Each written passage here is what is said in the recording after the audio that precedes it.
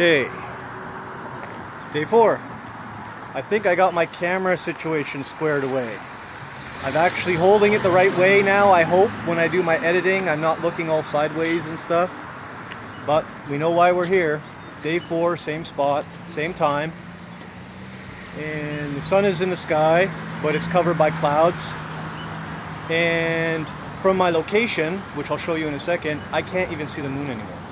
It's up, and I don't even think the camera's gonna catch it. It's like 99% full. It's not quite there yet, but I actually have to walk across the street in order to see the moon. So, just so we are all kind of coherent in where we are. The sun right now is behind that big bank of clouds.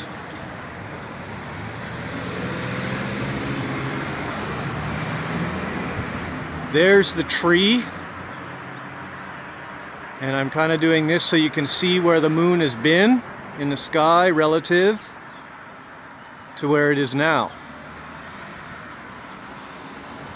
So now we got to walk over to this side of the street.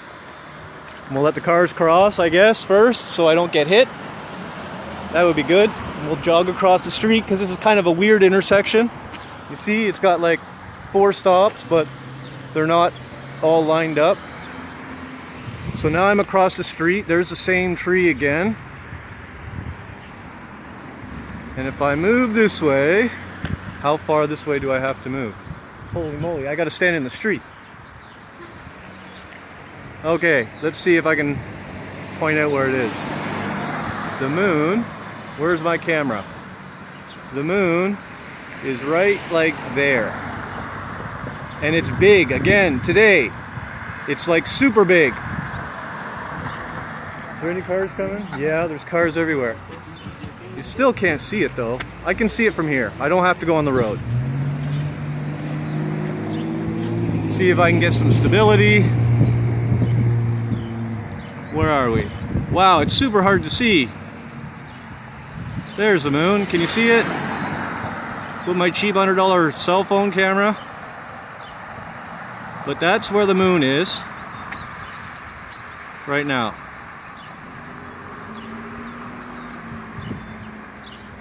It's actually pretty incredible on how far the moon actually moves across the sky when you sit at one point at the same time. I've never done that before. This is like the first time ever in my whole life. Because I was in school and I was young and I was moldable and I believed what people told me for like 30 years because like I'm 42, just questioning this stuff now. But anyway, that's an issue I have to deal with. But you might be able to kind of see the mood there.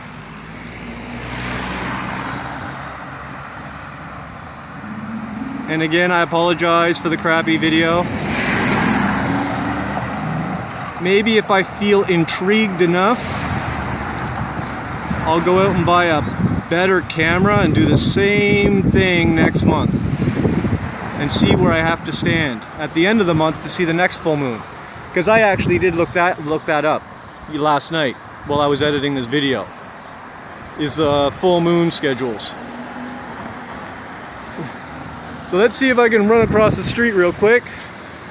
Oh, see this crazy intersection? Oh, I'm running across the street. Can we see it? Oh, kind of better.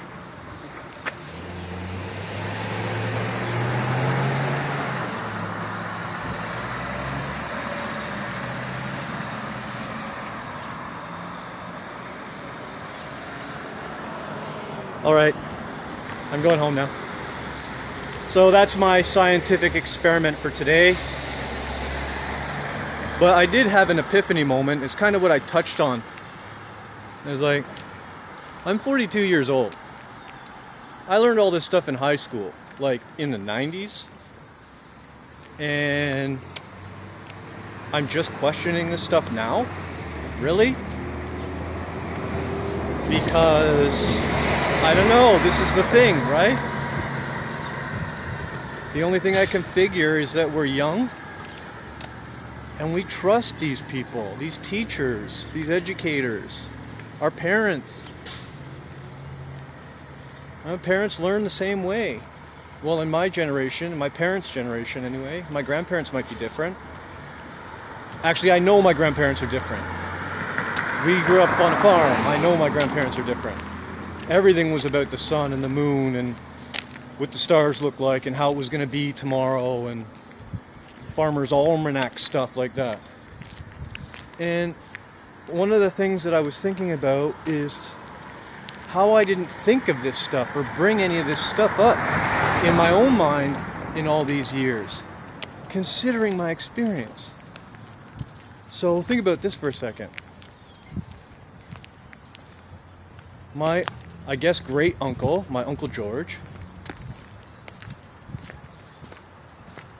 crazy man, worked for de Havilland, avionics, test pilot. He's in the Guinness Book of Records for the oldest pilot, licensed. He's got all kinds of awards. He's got a coin minted after him.